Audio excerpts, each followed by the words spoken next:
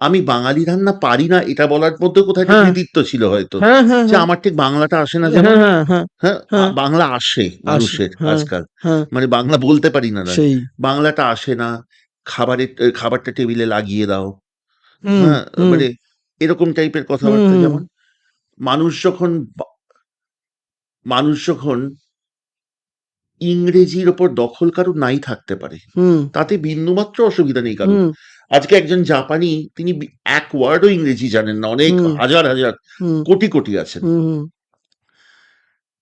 অসুবিধাটা কোথায় লাগে আমার জানো?